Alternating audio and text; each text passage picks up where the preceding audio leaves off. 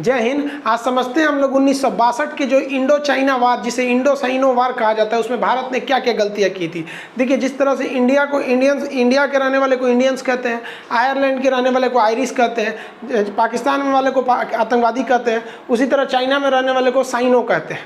तो cyano India वार 1962 में हुआ था। उसमें कई गलतियाँ थी। पहली कि जवाहरलाल नेहरू को लग रहा था कि चाइना युद्ध नहीं करेगा। अब चाइना फुल टू प्लान में था युद्ध करने का, ये युद्ध टाल रहे थे। और ये युद्ध की घोषणा जानते हैं कहाँ की थे? नेपाल में जाके। क्योंकि ये काठमांडू एयरपोर्ट पे उतरे तो मीडिया वालों ने पूछा कि चीनी सेना आपके यहाँ घुस गई है, आप क्या कहेंगे? तो ये कह रहे हैं काठमांडू में रह के कि मैंने आदेश दिया है कि चीनियों को खदेड़ दो। अब चाइना तो चाह ही रहा था कि आप कोई गलती करिए, और नेपाल में है। आप खुद सोचिए कि आपकी खुफिया एजेंसी क्या कर रही है कि आपके देश पर हमला होने वाला है, उस समय आप नेपाल में हैं। और कृष्णा मेनन उस समय लंदन में थे। हद है भाई, रक्षा मंत्री लंदन में है, प्रधानमंत्री नेपाल में। युद्ध होगा ही, थोप दिया उसने। तो एक तो जवाहरलाल नेहरू की जो नीतियाँ थी उस समय, कहीं ना कहीं तो कहिए कि जवाहरलाल नेहरू अपने रिटायरमेंट के एज में आ रहे थे, और वो चाहते थे एक विश्व शांति का एक संदेशवाहक बनकर यूएनओ के महासचिव बन जाए, जैसे अभी जो त्रिवेली ये आपके एंटोनियो गुटेरस, तो उस समय चाहते। तो कहीं ना कहीं इनकी एक महत्वाकांक्षी भूमिका थी। और गुट निरपेक्ष के संगठन के संस्थापक रहते ये थे, इनके समकक्ष कर्नल नासिर थे, अहमद सुकार्नो और कर्नल मार्शल टीटो, ये लोग थे। तो ये अपने आप की पहचान एक विश्व के बड़े नेता के रूप में करना चाहते थे। इस वजह ये शांत रह रहे थे। और एक इनकी मजबूरी भी थी कि हम लोग हाल फिलहाल में आज़ाद हुए थे, इकोनॉमी नाम की चीज़ नहीं थी, टेक्नोलॉजी कुछ नहीं था। तो एक ये सोच रहे थे कि कहीं ना कहीं इनका भी सोचना एक ठीक था कि नहीं, चाइना से हमें युद्ध टालना है। तो भाई साहब, टालना है तो इसका मतलब क्या हुआ? वो चढ़ जाएगा तो हमको जवाब भी नहीं देना है। और आग में तो घी का काम किए थे हमारे ये भाई साहब। ये देखिए, कृष्णा मेनन रक्षा मंत्री उस समय के, इनको कोई मतलब नहीं था। पहला जीप घोटाला इन्हीं के समय में हुआ था।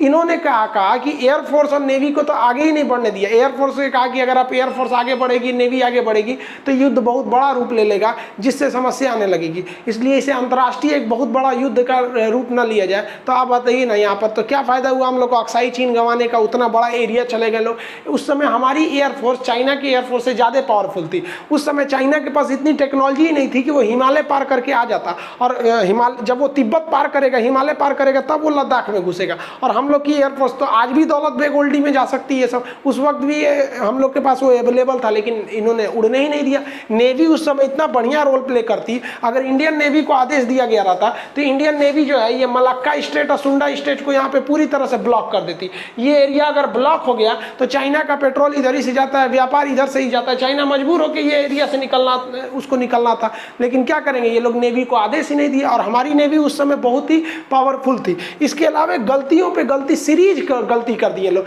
चाइना एक और लद्दाख के एरिया में हम लोग युद्ध झेल रहे थे, एक और अरुणाचल प्रदेश में झेल रहे थे। अरुणाचल प्रदेश में तो चाइना ने कब्जा कर लिया था, और बाद में उसने अंतर्राष्ट्रीय प्रेशर में आकर अरुणाचल प्रदेश का कुछ हिस्सा वापस वहां पे गए थे सर। और उसे कहता है दक्षिणी तिब्बत। तिब्बत तो खुद कब्जा किया है 1959 में, और अरुणाचल प्रदेश को कहता है दक्षिणी तिब्बत कहता है। तो यहाँ सीरीज में गलतियां की गई। देखिए, इम्यूनेशन जो थे, गोला बारूद हथियार, वो घट गए थे। अब बताइए, फौजियों के पास 200-250 गोलियां थी सर। अब 200-250 गोली फौजी क्या करेंगे सर? उस समय गोली घट गई थी, जबकि 200-250 गोली तो आदमी रैपिड फायर कर देता है। तो वो उस समय का हालात था। लेकिन अभी देखेंगे तो गोलियों की कोई कमी नहीं है। वो 1962 था। अभी भारतीय सेना को एमुनेशन की कोई कमी नहीं है। पीछे से इसकी सप्लाई लाइन में कहीं नहीं रोका गया है। अब एमुनेशन की कभी कमी आने वाली नहीं है, क्योंकि एमुनेशन की हमारे खुद के ऑर्डिनेंस फैक्ट्रीज हैं सब, जो पीछे सप्लाई लाइन है। 1962 वाली स्थिति तो होने नहीं देंगे। देख लीजिए, अभी गोली की कोई कमी नहीं देगी। जो खाने के भले कमी हो सकती है, लेकिन अब कोई कहते कि गोलियों की कमी होगी, तो गोलियों की कमी नहीं होने वाली है।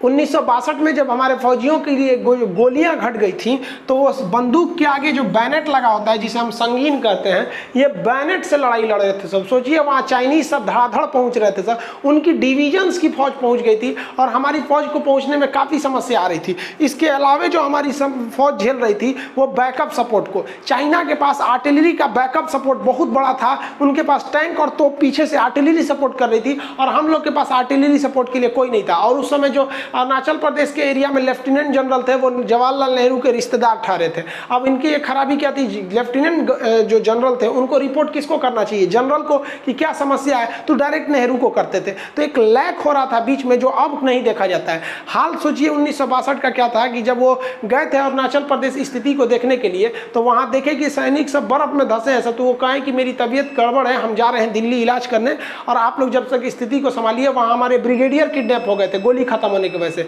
और भाई अगर आपकी तबीयत खराब है तो आप एम्स में ना एडमिट होइएगा, वहां से आए अरुणाचल प्रदेश में और अपने घर चले गए। लेकिन अभी देखेंगे तो स्थिति उल्टी है। अभी पूरी हमारे वहां से थल सेना प्रमुख भी गए हैं, वायु सेना प्रमुख का भी दौरा चल रहा है, सीडीएस की पूरी जिम्मेदारी है। वहां खुद मोदी जी भी गए बॉर्डर पर साइड पे देखते हुए। वहां पर हम लोगों ने भीष्म टैंक को तैयार कर दिया, अभी बोफोर्स को पूरा बैकअप में रख दिया गया है कि इस बार हम इस बार युद्धक प्रयास में है कि भाई तुम शुरुआत करो, अब हम नहीं छोड़ेंगे। आप इसका देखें भी, जो हम लोग का जून में जो घटना हुआ था 15 जून की मिड रात में, तो हमारे 20 जवान वीर गति को प्राप्त हुए। हम लोग ने चाइना के उस समय 40 से ज्यादा जवानों को मार दिए थे। चाइना ने भले नहीं बताया तो उसका मतलब नहीं, लेकिन अभी हमारी तैयारियां सही चल रही है।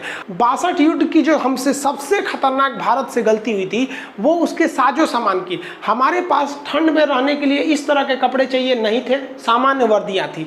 हमारे पास जूते चाहिए थे, आर्मी के बूट प्रोफेशनल, जबकि हमारे पास कैनवास का शूज था जो कपड़े के होते हैं। अब सोचिए इसमें बर्फ में हमारे सैनिक, ठंड से कई सैनिक शहीद हो गए साहब। उनके पास सोने के लिए टेंट नहीं था, वो पेड़ के नीचे सोया करते थे लोग। अब बताइए इन लोग के पास कपड़ा नहीं था 1962 में, और चाइना को ये बात बखूबी पता थी कि भारत की स्थिति क्या है उस वक्त, इसलिए वो चाइना ना जानबूझ के अटैक किया। अब नेहरू जो थे वो डिफेंसिव मूड में थे।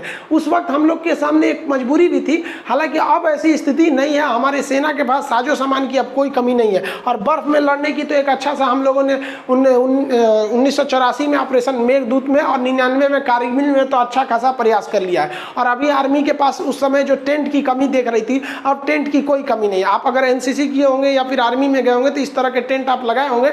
ये टेंट 10 से 15 मिनट में लग जाते हैं, इसके पार्ट बाई पार्ट आते हैं, खुल के लग जाते हैं सब ये।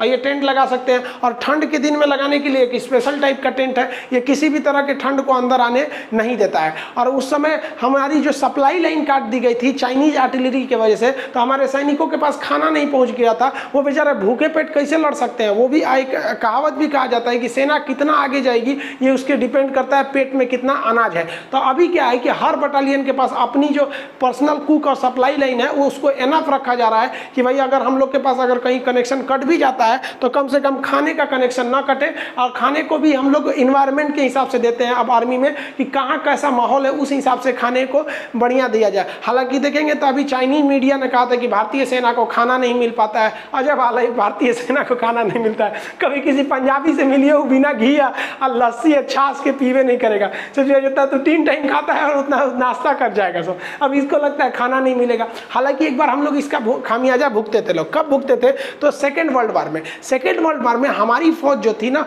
वो लड़ रही थी जापान वार में, तो हम लोग तो गुलाम थे। अब ब्रिटिशर्स हमको ले गए थे, तो हमारी फौज जो थी आसाम रेजिमेंट जा रही थी तो जापान वार में। तो जापान ने क्या किया ना, इंडियन आर्मी की सप्लाई लाइन काट दिया। अब सप्लाई लाइन काट देने से अनाज नहीं पहुंच पा रहा था, तो उनके पास जो स्टोर में था, तो हमेशा सप्लाई लाइन को मेंटेन रखना चाहिए। तो उस युद्ध में क्या हुआ, एक बदरू राम थे, एक सिपाही थे बदरू राम, जापान वार में शहीद हो गए। तो मर गए जापान युद्ध में बदरू राम, लेकिन जो उसका रेजिमेंट की डिपार्टमेंट का काम था उसको नाम काट देना चाहिए ना कि हमारा एक जवान शहीद हो गया, तो नाम नहीं काटा। अब जब नाम नहीं काटा तो जो सप्लाई आती थी वो अनाज की हर इंसान के हिसाब से आता है कि भाई कितना अनाज चाहिए, तो उतना अनाज आता था। अब बदरू राम शहीद हो गए थे, उसका अनाज आ ही रहा था, पीछे से आ रहा था, और इसी भी जापानियों ने क्या किया, सप्लाई लाइन काट दिया। तो जो खाना था वो तो सप्लाई आ ही नहीं पाई। अब ये लोग भूखे रह गए। तो जब गोदाम देखा गया खाने का कहाँ है, तो उसमें देखा गया कि बहुत अच्छा अभी 1-2 हफ्ता का अनाज बचा हुआ है। वो अनाज किसका था? वो बदरू राम का हिस्सा था, वो बार बार वहीं बच जा रहा था,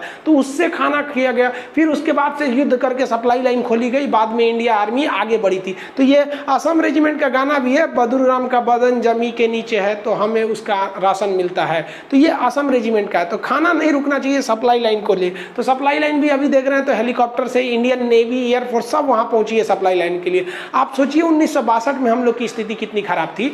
हम लोगों ने जानबूझ के अरुणाचल प्रदेश में और लद्दाख के एरिया में सड़कें नहीं बनाई थी, इस तरह की सड़कें नहीं। अब आप कहेंगे कि क्या पैसे नहीं थे या टेक्नोलॉजी नहीं थी? गलत बात है। उस समय हमारी सोच ये थी, सोचिए कि अगर हम सड़क बना लेंगे बनाओ तो चाइना युद्ध करेगा तो उसको आने में आसानी होगी, उससे अच्छा सड़कें मत बनाओ, चाइना घुस नहीं पाएगा। हद है भैया यहाँ पर, उस समय की स्थिति सोचिए। और अभी चाइना से जो मेन विवाद शुरू हुआ है ना, वो सब कुछ लेके इस सड़क को लेकर हुआ है। जब से गवर्नमेंट जो है BRO को पावर दिया हुआ है, बॉर्डर रोड ऑर्गेनाइजेशन, ये एकदम चीन के बॉर्डर एरिया तक अपनी सड़क को बनाते जा रहा है। मेन कलेश तो इस सड़क को ही लेके हुआ था। अब जब विवाद हो गया सड़कें को लेकर, तो सड़क रुकेगी क्यों? अब तो पूरे इंडिया में सड़क को, बॉर्डर रोड ऑर्गेनाइजेशन को हर जगह सड़क बनाना है। और ये जो नेपाल ने जो बोला था काला पानी के लिए, वो भी तो विवाद सड़क को ही लेके हुआ था। यहाँ नया सड़क की उद्घाटन में पहुंच गए थे राजनाथ सिंह, जिस वजह से वो नया विवाद खड़ा कर दिया था। तो उस समय की ये भी गलती थी। अब ऐसी समस्या नहीं है। अब आप खुद देखिए ना कि जो गलवान के एरिया में जहाँ विवाद हुआ है, वहाँ स्पांगुर लेक के एरिया में उसके पीछे जो स्ट्रिप्स हैं, वहाँ पर हमारी आर्टिलरी गन्स वहाँ पहुँच गई हैं। सड़क अच्छे होने की वजह से ही तभी तो वहाँ आराम से पहुँच चुके हैं सर। और एयरफोर्स भी सड़क के टूटने की स्थिति में एयरफोर्स भी बैकअप में है, वो अपनी रसद सामग्री को पहुँचाने के लिए। अभी जो चाइना से विवाद चल रहा है, वो मेन शुरुआत इसी इंफ्रास्ट्रक्चर को लेकर हुआ था, जो उस समय बहुत ज़्यादा कमज़ोर था। जबकि अभी देखेंगे तो हमारी पूरी आर्मी पूरी तरह से तैयार है कि भैया तुम रहो, हम देखते हैं तुम्हारा। हमारी आर्मी की 25,000 फौज महज 15 किलोमीटर पीछे खड़ी हुई है कि आप बस आदेश दीजिए, हम लोग आधा घंटा के अंदर पहुंच जाएंगे। उधर चाइना भी रेडी खड़ा हुआ है, तो हम लोग भी खड़े हैं। तो 62 की स्थिति नहीं है।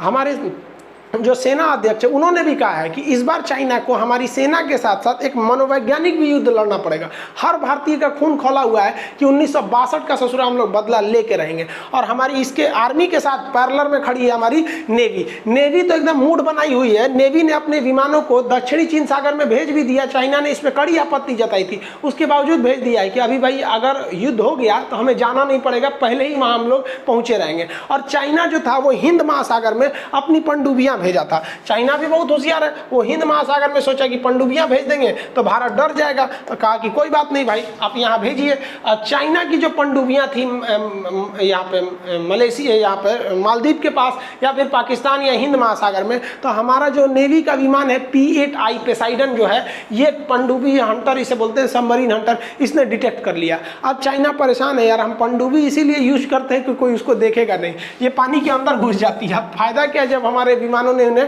ट्रैक कर लिया। तो ये भी एक अच्छी खबर है हमारे लिए। और P-8I से समझौता हो ही गया है। और एयरफोर्स तो भाई अपने राफाल को पहुंचा दिया है, एंटी एयरफील्ड वहां गन लगा के रख दिए गए हैं। इस बार हर तरह से धोना है। और नेवी की रोल इस बार महत्वपूर्ण होनी चाहिए, क्योंकि नीचे से चाइना का जो ऑयल शिपिंग लाइन है, मर्चेंट लाइन है, उसको काटना बहुत ज़्यादा जरूरी है। क्योंकि उसकी अर्थव्यवस्था को अगर हम लोग नहीं धोएंगे ना, तो फिर वो आगे बढ़ते जाएगा। उसकी इकोनॉमी बहुत तगड़ी हो गई है चाइना की। देखिए, इस बार के युद्ध अगर होता है तो चाइना को भारत के राष्ट्रवाद का भी सामना करना पड़ेगा।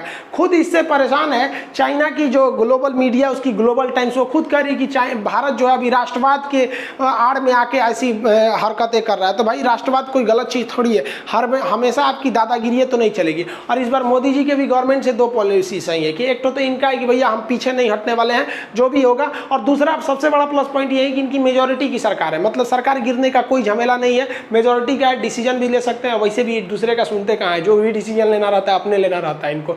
आके बोल देंगे कल नोट बंद हो जाएगा, कल को आके क्या बोलेंगे कोई नहीं पता है। तो चाइना को भी इस बात पता है कि अब की जो सरकार है वो डिफेंसिव नहीं है, खास करके बॉर्डर इशूज़ को लेकर। लेकिन हमेशा कहीं ना कुछ गलती भी हो जाती है। चाइना के सामने ये लग रहा है कि उसकी इकोनॉमी बड़ी है और भारत की इकोनॉमी छोटी है। तो चाइना को नहीं भूलना चाहिए कि हम वही हिंदुस्तानी हैं लोग जिन्होंने धूल चटाए थे लोग, तुमको घूस के 15 जून को रात को मत भूलना। और चाइना परेशान इस कदर है भारत से कि वो सिख रेजिमेंट के फौजियों की गिनती करा रहा है कि वहाँ कितने पंजाबी सिख रेजिमेंट वाले हैं सब। वो चाइना के सब नाटू होता है, सब कराटा वराटा भाजता है सब। हमारे यहाँ वाई गुरु की जय, सत श्री अकाल। वो 6-6 फीट वाला पंजाबी सरदार लोग दूध को कांख में पकड़ लेगा तो हिल डुल नहीं पाएगा। अभी चाइना अपने स्पेशल यूनिट लगा के रखा है कि कितने सिख वहाँ तैनात है सब। अब भाई ये लोग की बात क्या पूछना है, ये लोग 1.25 लाख से नीचे बातें नहीं करते हैं लोग। इन लोग से क्या टकराना है। बहुत अच्छा भाई, सैल्यूट करते हैं, सत श्री अकाल, वाई गुरु की जय। धो के आइए भाई। हमारी इंडियन रेजिमेंट की, हमारी आर्मी की हर एक रेजिमेंट अच्छी है। लेकिन खुद सोचिए कि अगर कोई दुश्मन देश आपके रेजिमेंट के बारे में नजर रख रहा है, इसका मतलब वो कितना खासा डरा हुआ है आपसे, और ये डर जरूरी भी है उसको। चलो सबको समझा देंगे। मिलेंगे नेक्स्ट क्लास में। जय हिंद।